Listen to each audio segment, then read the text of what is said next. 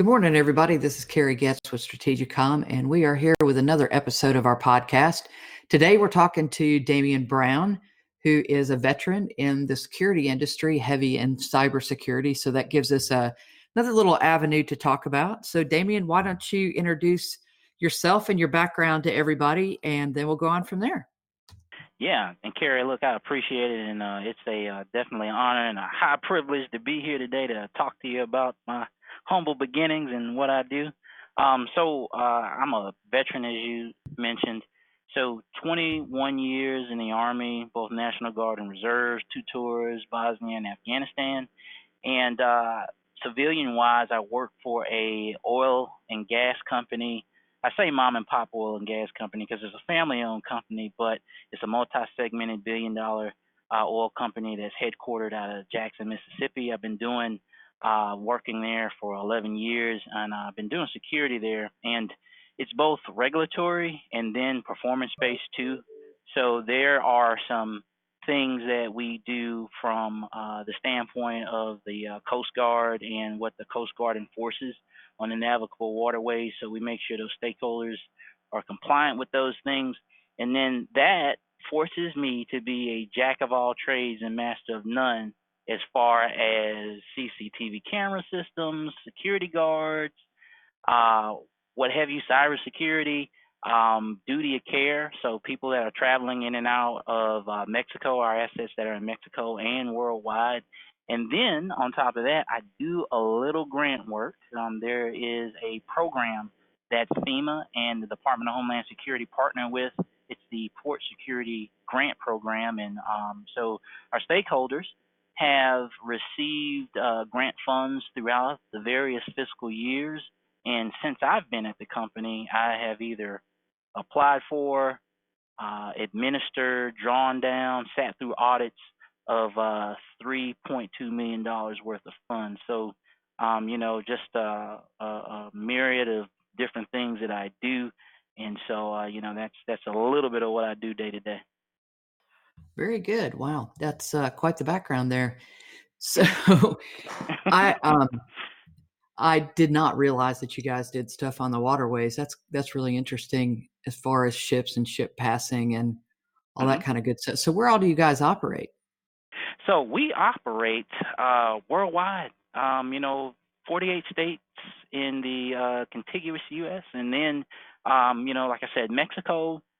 There's some offices in Europe, Belgium, or whatnot, and then there's some offices in Asia, offices and operations in Asia too as well. So it's pretty much worldwide, international. The owner of the company, I World War II vet, and I had the pleasure of being around him before he passed away about 2 years ago. And Real sharp guy. And they decided to, I mean, you always go global, right? Because oil is everywhere, but they decided to take the company global in 2008. And so now, fast forward to 2020, and they are pretty much in all over the world. They, deal with different, customers in different places. So it's definitely fascinating and interesting, to say the least. Which brings up a good point. One of the things that we talk about on this podcast series is all of the places where data centers, security, IT, and tech are needed. Right. And Jackson used to be fifth in the nation in supercomputing power. We're certainly not there now, but we still have a pretty Mhm. decent presence with a Corps of Engineers. But Yeah. even small companies in small towns can turn into very big companies and have, all kinds of challenges. So from a day-to-day perspective, outside Mhm. of grant writing, let's talk a little bit about the security industry and cybersecurity and some of Yep. the other organizations that you're attached to, the ASIS chapter and Infragard, and just talk about security as a whole. So if you had to pick a day in the life of the security dude, you know, what is your day like? What kind of things do you chase, and how hands-on and how involved do you get in the different aspects? Well, the whole day to day, I mean, in general terms, the whole day to day is preventative, right? you're always, looking to, you're always looking at your metrics. You're always looking at what can you prevent, what can you maintain in your program that you can prevent. And then a little bit of the day to day is when something happens, you have to answer for why it happened. And it's funny you asked me that, because in my day to day, we have to, answer for everything. Whether it is a phishing attempt, whether somebody stole something, whether someone is getting a fine or looks like they may get a fine from the Coast Guard, or we need a little help, or the facility or the stakeholder needs a little help in liaising with, a regulatory agency, EPA, OSHA, whatnot. So a lot of that is preventative measures, and a lot of that is maintaining the program that you run, or the program that we run, and then a lot of that is improving. You're always improving. You would love to sit back and just throw your hands up and put things on automatic a lot of times, but that's not the case. And like that, that's not the case. You have to constantly look at your processes. You have to constantly look at what you're doing, right or wrong. You have to constantly look at the lessons learned, and you have to constantly improve on, what you're doing. So it's the day in the life. It's looking at that. It's assessing. It's improving. It's getting better. It's making sure that you're succeeding in your preventative measures, and making sure that when the time comes that you have to react, you'll be able to react in like manner. That's what the military says, has a phrase, and it's like train as you fight. Well, that's how you want to train. You want to train so that when it's time to fight, you know how to fight, and you're not second guessing yourself. So that's a little bit in the day of the life of what we do. Yeah, so I always kind of equated security to like radar guns and radar detectors. As soon as people Yeah. do have better radar detectors, they come out with better radar guns. Right, exactly. So it's kind of That's exactly what happens, though. That's exactly what happens, right? You would think that, well, I figured out the adversary, so the adversary needs to just stay right there. No, the adversary is going to evolve, and so you've got to evolve with them. And so, yeah, that's funny though. I like that.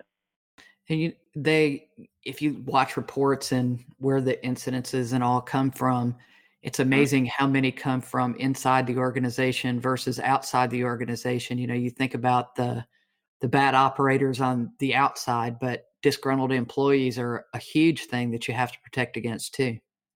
Man, disgruntled employees, that is one of the biggest things that you have to fight against.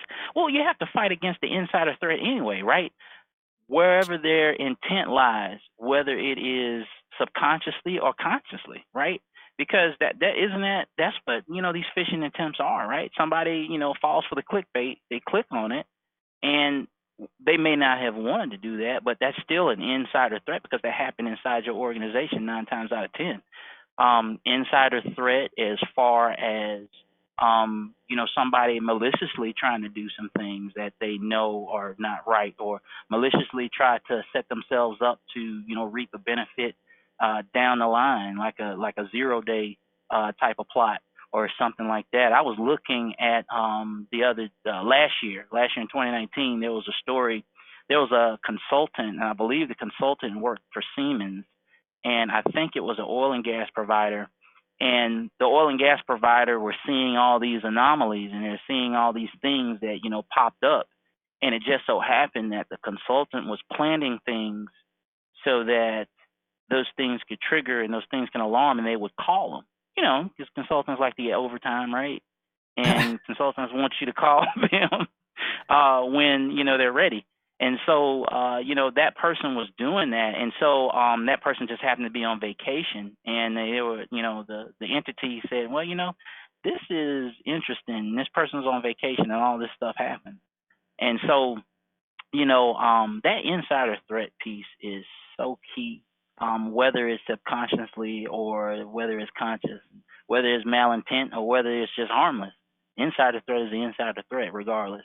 And so, you have to account for that. Yeah, I mean, you got to respond to it whether they intended to do it or not. Right, exactly. And, I think part of what happens in the security realm too is evaluating the new tools that come to market, Mm-hmm. figuring out, what software programs are the easiest to administer, but then you also have to couple Mm-hmm. that with, people's access to the buildings and Yep.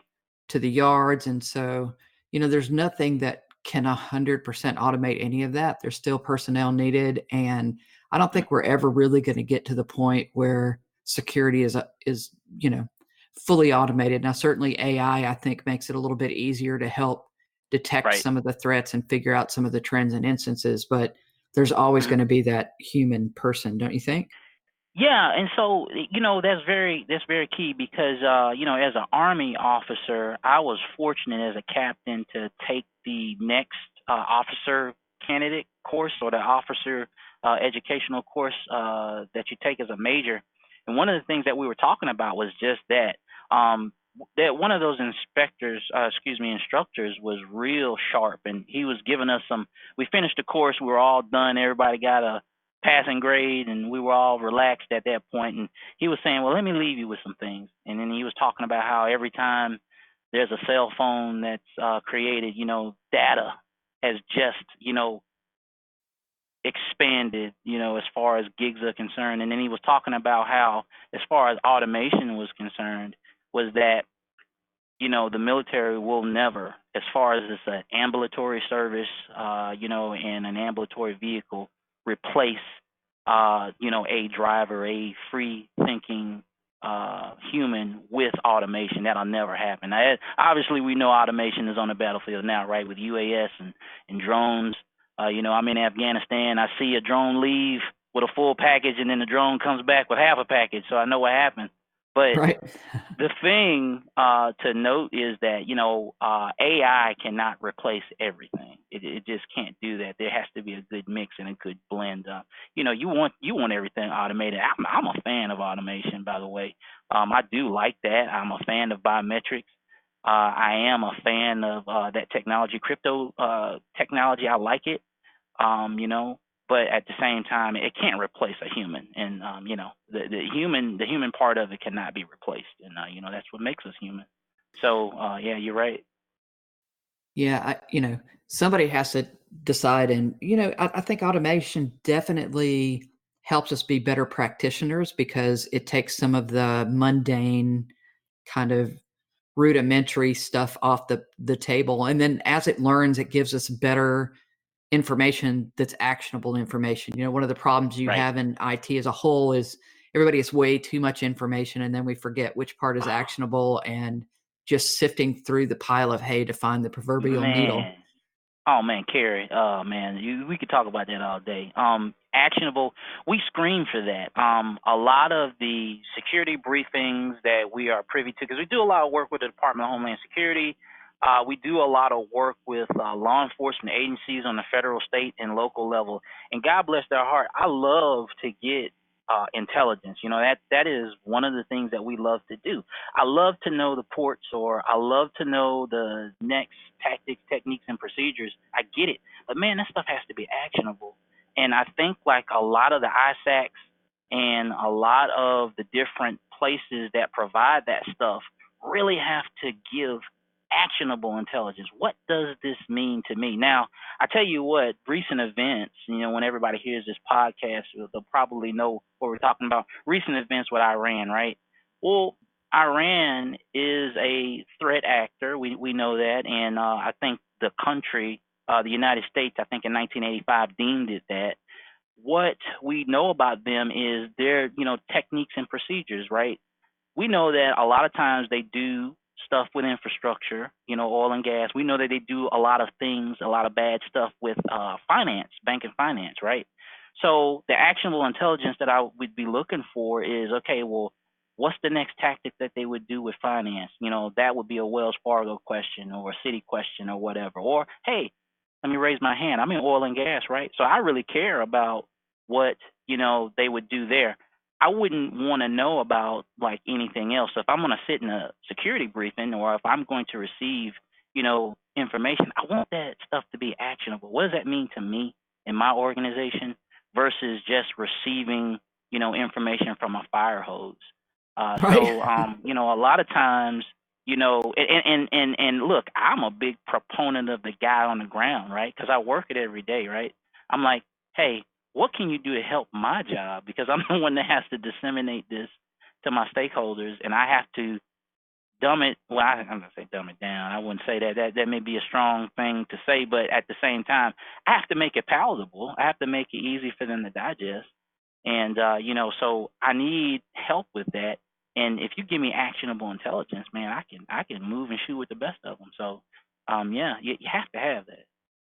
Well, and I think as a security professional too, a big chunk of your job is helping other people understand A, that security is important, and B, yes, Hmm. people do those things. It's not Right. it's not that thing that always happens to somebody else. And in a lot of organizations, it's really unfortunate, but the Hmm. security team is sort of treated, as a more of a necessary evil, Hmm. heavy on the evil than Yeah. you know, an organization that can, a piece of the organization that can really enable things to happen better. And, I'm sure as a multinational organization, the rules to play are very different in Europe than they are here, or in Asia than they are here, down to everything, intellectual property and, Hmm. data that you pass, and all the way to the product that you pass. All of that has to be secure from one end to the other. Right. I think one of the biggest things that people have to remember is that you're always in a educational and informational stand where you're always educating. You always have to educate the stakeholder. You always have to educate the consumer out there.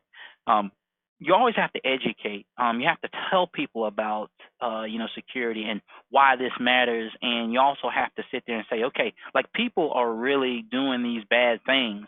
I think that one of the best things that you can do as a person in your organization, or as a consultant, or as someone who is bringing this information, is to make sure you try to get up front in the beginning and ease the listener, or ease the reader into exactly some of these things. I'm gonna be honest. There is a situation that happened that I had knowledge of, where it was pretty much a ransomware, or an exploit attack, where somebody talked about, oh, I know something about you, and I have this information, and I need you to send $2,300 to my Google account or whatever, and I'll give you this information. And everybody hears about it outside, but then when it actually happens to you, it's all like, oh man, you know, I can't believe that happened. And so, a lot of times what you have to do is you have to educate the reader, educate who's listening to that, and then educate them as far as like the steps. A lot of people may not want to call the cops, or a lot of people may not know who to call. They may not know that, hey, the FBI has a I3 line that you can email stuff to, and the field office will get back to your local law enforcement and help you out with that. A lot of people don't know that. So I think a lot of time our job, I know in my organization anyway, my job is to educate, is to tell folks, is to say, did you know?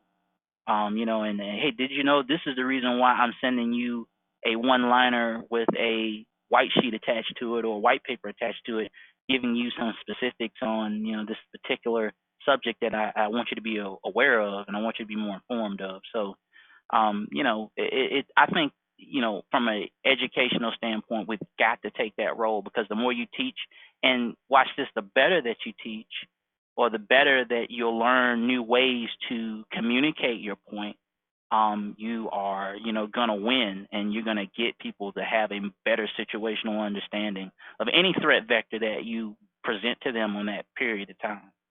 Well, and like we talked about actionable data, right? It has to mean something to them for them not to just blow it off. Right, right, exactly, And exactly. shadow IT comes up a lot when we talk about security, and the ways Hmm. that people try to figure out different ways to get around security measures. So Mm. that certainly becomes an issue. And if you don't, I read actually this morning about a company that just laid off 300 people and closed its doors because of ransomware. and they Yeah. couldn't figure out, the ransom was too high, and they tried to recuperate, but their backups weren't good. And so literally put 300 people out of work in a day. Yeah, yeah, and I think, man, and it's a sad case, man, because I hate it. I hate to hear people. I hate number one. I hate to hear people have to pay out goo gobs of money, not going to a capital expenditure, not going to anything else, but it's going to something that could have been have been prevented. I mean, I hate to hear those types of things. But one of the things to note is that it just really starts with, what risk are you willing to take? You answer that question. And when you answer that question, what are those actions that you're willing to take to mitigate that? Are you gonna buy it down, or are you gonna transfer that to something? Or are you just gonna avoid it? Or you're just gonna wait until something happens and then pay it off?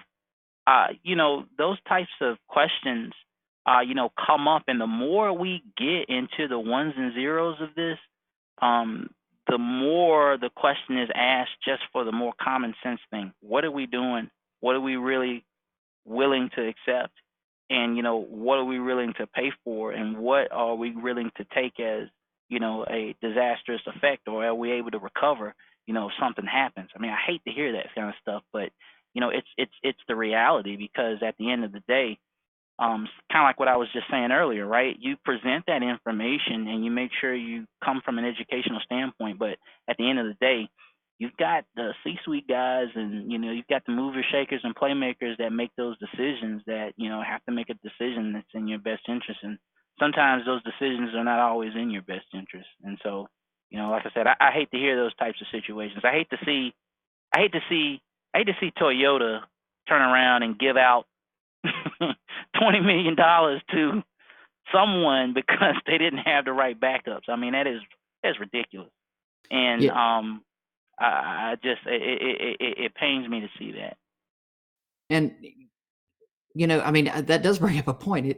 It happens to a lot of big companies. And, in the security realm, you tend to rely on companies and software packages and all to kind of have your back. So you are, Right. at the end of the day, like you said, you are as strong as your weakest link. And back to the radar gun and radar detector analogy, right?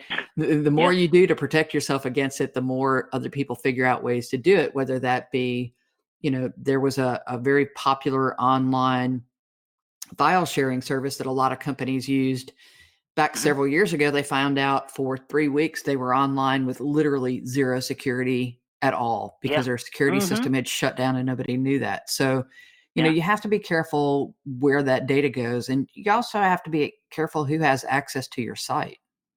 Oh man, and I It's not just just cybersecurity, but physical security. yeah, cybersecurity, physical security, a layered approach. You have to have that, and a lot of times you find that some of these companies have just not thought about that. And listen, I'm not saying I'm the best in sliced bread. Don't get me wrong, but some of these companies, you would be shocked at, just like Ring, right? This latest, and I'm sure you're aware of it. You've seen it. The latest issues with those Ring doorbells, those Ring cameras, or whatnot. How it's a two-layered approach. So it's a two-pronged problem, right? Well, number one, you have people who are not going to change their passwords, which that is a never-ending battle, right? You Right. know, not This changing is your so much passwords, trouble. not having a authentic password, or not having a layered approach to using various passwords. That's a thing. So I'm not going to change my password, right? And then you have on the other side the company, and the company, I want to say, like in the last couple of cases that I saw, I want to say that the company was really doing a lot of things, but then at the same time they were found at fault, because out of everybody else out here, everybody has two-factor authentication, and guess what? Amazon, out of all people, Ring backed by Amazon, does not have two-factor authentication. Well, I think And their problem too was some of the passwords were stored in clear text.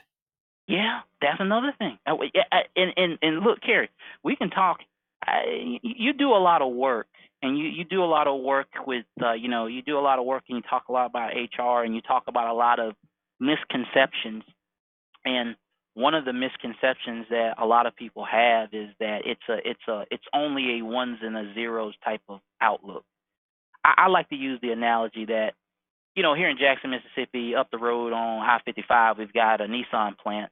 And the Nissan plant, they install at some point along the assembly line alarms. Well, the person sitting there installing the alarm doesn't always necessarily know what the alarm does, right?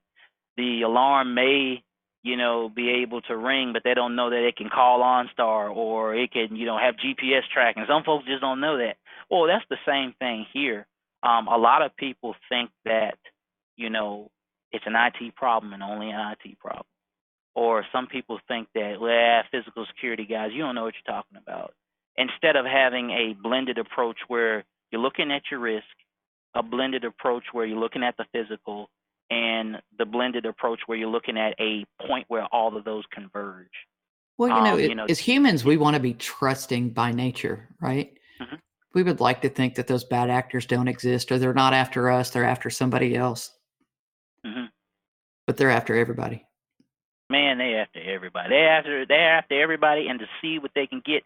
I read a stat the other day. Over the period of time that North Korea has been operating, they have billions of dollars in exploitation. Billions. Now, I don't know how they're going to convert all of that. You know what I mean? But at the same time, malware here, ransomware here, a little bit DDoS here, a little bit there, and you're sitting pretty good. Now, I'm sure they can take those billions of dollars and fund something that we all don't like. And so that's how you have to look at this game. That's how you have to look at, what we're doing and what we're talking about on a daily basis. So yeah, it's crazy. So let's chat a little bit about, I know that you got some of your training in school, but there's a Mhm. couple organizations that you work with that are dedicated really to security personnel. One being ASIS, and one of Right. the cool things I like about ASIS, we're not supposed to say ASIS anymore, I was told, but Yeah, ASIS is right. Yeah, that, you're not supposed to say that. yeah. But one of the things about Yeah. ASIS is they do have a scholarship program, which is really Right. cool for Mhm. young kids and students that are trying to Right. work. And I know we're working on some student outreach here in the state of Mhm. Mississippi. That's Excuse me. right. So talk a little bit about how you got involved with them, and then talk about the difference between them and Infragard and what Infragard is. Sure. So, I am the chapter chair of the Chapter 80 branch of ASIS, and so the regional vice president, a guy by the name of Ron Martin. Ron Martin is really adjunct professor, consultant. He sits on a couple of boards. He sits on some of the boards at ASIS that deal with policy and everything. But he has started this push. He was real big into student members, and one of the reasons why he was big in student members because number one, uh, folks don't know anything about security. They don't know security as a career. Heck, I didn't even understand security as a career, before I got, in my current job that I have now. And so what I have saw with him is this push to get to a lot of the universities and talk to these career counselors about various aspects of it, whether it's insurance, whether it's cybersecurity, whether it's IT, whether it is criminal justice, right? All of these things that have a security nexus, he was real instrumental in all of that. And now, chapter chair, I can get voted in and year out, but regional vice president of a specific region, he's got a limited time frame. And so, what kind of stepped up our game, or what kind of started making me want to work with people like you, is that I didn't want to see that die. I didn't want to see that momentum go because right now, my chapter, we've got several people from Jackson State University. We have several people from Alcorn State here. We've got several members that are in and around, Mississippi State and other places. And so I didn't want to see that die. But that's a little bit of it. And then Infragard. Infragard is the FBI's outreach, something equivalent to the say something, see something type of situation. And through that, and through the critical infrastructure, where there's education, finance, oil and gas, energy, food and industry, those critical infrastructures, Infragard, what they do is they have a dedicated FBI special agent, and his or her sole purpose in life is to liaison with private industry to help bring, some situation awareness. You may sit through a briefing. You may, sit through something where, you guys can collaborate on a conference and bring in people to talk about, some of the latest and greatest. But, so through Infragard and through ASIS, we are really trying to reach some of the, younger generation, some of the millennials, some of the guys who, have not maybe thought about security as a career, and some things that translate into the real world, and how you can go to an organization and really help that organization grab intelligence, be forward thinking on risk management in order to better business and better the entity's livelihood. So a lot of kids don't understand that, and a lot of kids don't see that big picture. So you have to come in there. And I know one of the things that you talk about, and one of the things that you've talked about in your series of podcasts there, is how a lot of times the curriculum of the professors and the curriculum of some of the schools is not keeping up with the current trends or the ebbs and flows of commerce, so to speak. I'm definitely institution of higher learning has its place. Don't get me wrong. I'm not saying throw it out, but what I am saying is that a lot of times outside help, people who have been there, done that, or are doing it now, they should have somewhat of a say so in or suggestion into how to shape these young minds. When I was at Mississippi State University, if somebody off the street that's been there and done that would come and say something to me about what I could do with my future, I would definitely listen to him. Why? Because I know that I want to make some money, right? And I want to have a house one day, and I might want to get married, and I might have kids, and I might want to drive somewhere. So what you have is someone that could, give that, expertise and give that experience and a synopsis of some of the struggles they've gone through, or some of the successes that they've had. So I didn't want that to die, and I didn't want that. I wanted that to keep going. And so I'm looking for the opportunity where I can sit down and talk to these young guys and share some things with them. So yeah. Yeah, and I mean that is a good point on the curriculum, and that comes up pretty much on every single podcast, because a lot of there wasn't really the same need 6 months ago that there is for Right. today in security, and certainly Yep. data centers are something that is a very evolving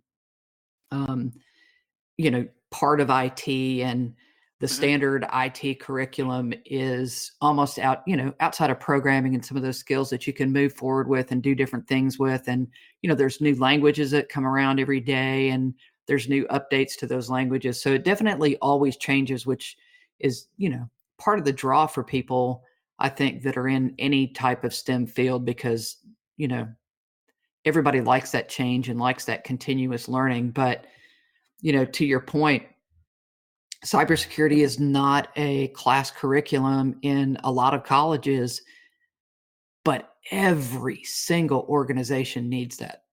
Whether Oh they're man. small and they outsource it, like, Mhm. using a CTO as a service like we offer, or, having independent consultants, and even just if you have it, you think you're doing amazing things, it doesn't hurt to have somebody come in and just lay their eyes on it once a year from, one of these other organizations that can Mhm. bring to you stuff that they've seen elsewhere, or, you know, have that second pair of eyes just to make suggestions and see what's outdated and see what's new, because just keeping up with developments in this industry is a full-time job by itself, whether you do Right. anything from an action standpoint, it's a full-time job. Yeah, it's a full-time job, and I know one company that I know of. I was talking to a person there, and one of those people. So they were a big oil response company, consultant. So oil and gas. You spill something. You have a Spill something, company. say something. Yeah, spill something. Say, yeah, well, you gotta say something. You better say something if you spill something, right? So, and they have these companies that come out there and help them with the oil response, right? Well, a lot of their clients were coming to them and they were saying, man, you guys know what you're doing with this oil response stuff. What about cyber? What happens if I get an attack and I need somebody to not only remediate the situation, but I need somebody to maybe look at some of the artifacts to tell me this, what in the world were they trying to do? And so what you find yourself with is the question. You say, well, do we bring somebody in? Do we outsource that? When I look and I see about bringing somebody in, man, that's hundreds of thousands of dollars. So, just to sit down and to look at the situation and to look where you are, to your point about, the audits and having somebody come in, a good consultant is going to come in and is going to say, man, what are you guys doing anyway? Instead of trying to sell a service or try to sell something off the top, some people just come down to the bare minimum. What do you have a policy about it? It's always good to have somebody to come in and look at it. It's always good to step back and say, hey, look, are we doing this right? Yeah, we did this right 10 years ago. Are we doing it right now? And so, I definitely, software updates don't equate to updating your security policy. Man, software updates equate to Capital One and somebody who used to work at Capital One who has knowledge of AWS making somebody pay. That's what it equates to. That's what it equates to. Poor Capital One. I love Capital One. I bank with Capital One. I got to check that out. But yeah, that's what it equates to, man. You have to check your holes there. You got to check and see what you got. It's really funny there. AFCOM, which is a data center managers and owners and operators and all, they have what's called a leaders lab where they bring together a bunch of people that have, good responsibility related to a certain topic. And then everything is sort of roundtabled and a white paper comes out of that. It's a really cool program. But I was the moderator at one of the leaders labs a while back, and somebody from one of the airlines was there and said that they could not get any money for maintenance upgrades and security upgrades until one of their competitors had a huge breach and problem. And then the CEO called him in the office and said, how much do you need? I'll write a check right now. So sometimes, learning from your best competitor is definitely valuable, but I think it's kind of a wake-up call too, when you think, it's not going to really happen to me. They're after somebody else. And then when you see them hit somebody else, you think, I'm similarly situated.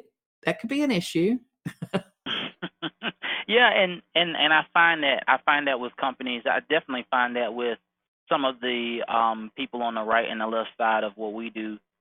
That's one of the things they ask. They like, hey, well, what is everybody else doing? I mean, because that's kind of what everybody, even stakeholders within our company, because we're multi-segmented. So a lot of times this segment will ask us, well, what's that segment doing?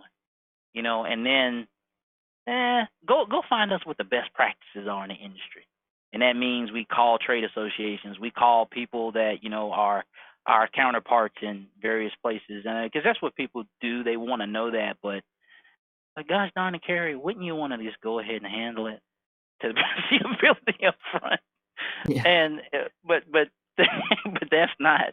I guess that's not my that's above my pay grade. But what I'm saying is that that's what a lot of people do. A lot of people want to see what happens next door. And if somebody's changing their roof down the street, you're saying, honey, maybe we need to change our roof. Yeah, these houses were built about the same time. About the same time in the same neighborhood. Yeah. So, but it is funny how it works that way. But I think that just to bring up the point of Mhm. trade associations, if you're in anything in IT, Yeah. you should absolutely have a budget to be in these associations, because the stuff Yeah. that you learn from your peers and, being able to bounce ideas off of folks and see what works and what doesn't work. One of my tricks when you're doing a procurement exercise is to go and look on Mhm. a company's website and find people that implemented the solution 3 years ago. Look at the old press releases, call them for references. Don't ask, don't Yeah. use the references they give you, but, trade associations are great for that. And Yeah. even if you have to kind of set a day aside to go travel to go to one, or, to go to the conferences and see the latest and greatest. I really think that they are undervalued for what you do to be able to shortcut a giant stack of information down Mhm. to, something that's digestible in a reasonable period of time, that doesn't just get ignored because it's an insurmountable amount of information that you're trying to cram on top of the job that you already do. So, Yeah, and they're good for that. They're also good for professional development. They're also good to, just like you said, see what everybody else is doing. Um, you know, I am blessed to work for a company that promotes that. The trade associations, we get a lot out of those.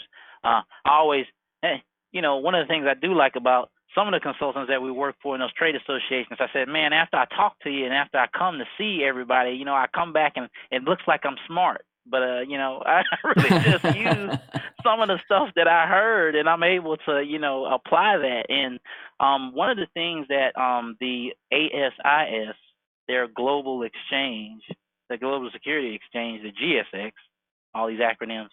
What I did was I was able this year, well, I say this year, last year, 2019, what I was able to do was there was a need in our organization, and we were working on intelligence. And we were working on intelligence gathering and intelligence dissemination. Hey, we're in Mexico now. What does this mean?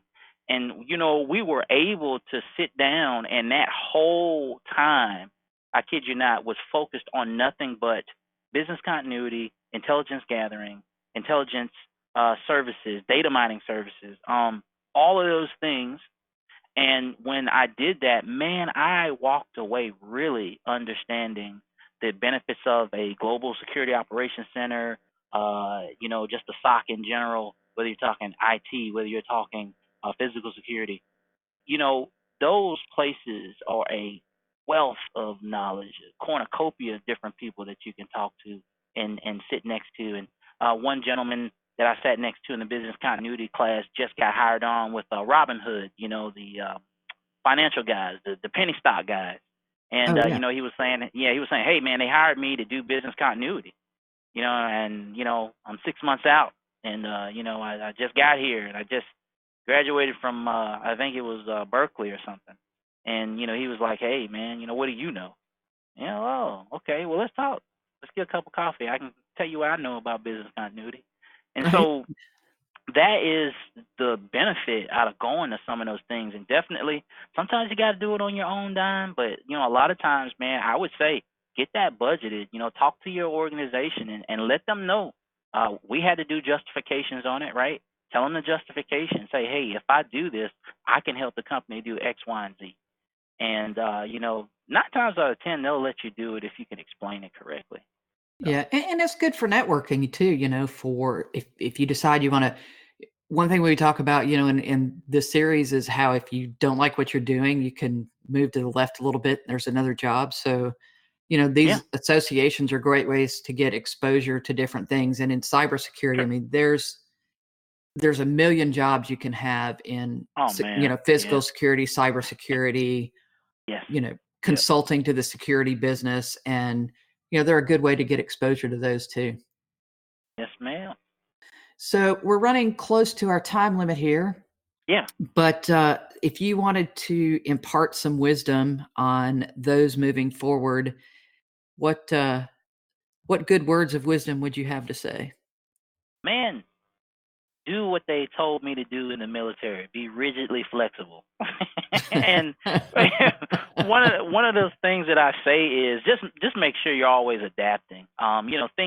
Things you're adapting, but then understand that while you're adapting, things never change. We were always talking about how it's funny. It's very funny how when I graduated college in 2005, like Twitter and everything else and Google, that kind of was just getting their start and everything. And then now, who knew, man? Everything is like based off of that, and everything's based off of Facebook, and everything's based off of Instagram and Twitter. It's funny, but you know what? The more things change, the more they stay the same. Because we could say that 30 or 40 years prior, when the introduction of radio or the introduction of TV, the first presidential debate, with John F. Kennedy. I mean, the more things change, the more they stay the same, and you have to be rigidly flexible, but then understand, where everything originated from and how you can use that to help you professionally develop, and then help whoever you're servicing develop, whether it's the entity, whether you're a consultant and you're working for a client. How can you use those things to help? And I think that the other thing that I would leave is that intelligence is key. During that global exchange in Chicago 2019, we listened to one of the CEO. I can't remember, he was like the fifth, the sixth, or the seventh CEO of Jacobs Engineering. He said that he does not make a move without touching base with his global security team. And this is anything from buying a business to anything. And I think that if you're in a position where you can manage and you can understand the intelligence and you can disseminate that, man, you're as good as gold. And so I think that if you follow some of those things right there, man, you'll definitely be successful. Yeah. And I can remember a time, and I guess we've all sort of met those people that think if they hold on to all the knowledge themselves, it's job security. But certainly in security, there's a lot of give and take, and you have to be able to share information to receive information. And, Yeah. it is a really good, tight-knit community, and hmm that, people are willing to do that, which I think is awesome. Yeah, yeah, yeah. I would do that. I think that in other areas and other concentrations, I would say that, and I do wholeheartedly agree with you that in the security industry, it's a little bit tight knit. So you would not, I think, run into someone who just does not want to help you. I think if anything, people would get upset that they could not tell you more. Yeah. So I do agree with that. If you sit next to a security professional and you're a security professional, you guys are going to be on the same page. The ins and outs, and I wouldn't see any resistance, as far as like sharing information and Yeah, you giving, do end up the with some common really, knowledge. yeah, good resources, and certainly friends for life, I think. Oh yeah, I've had millions of people. No, I say millions of people. Excuse me, but Aren't you I've popular? had I've had dozens of people help me out along my way, and oh man, I've just been grateful, for the opportunity to help me out. Like I said, they make me look smarter. So everybody helps with that. So, yeah. Well, a couple things. First, thank you for your time today, for sure. Oh man, no Also, problem. thank you for your service and for everything you're doing with ASIS and Infragard here in the Mississippi, Louisiana area. And, I certainly look forward to doing a lot more stuff with you there. And for everybody else that's listening, we appreciate your time as well. And we hope to you listen in on a future podcast. Have a great day.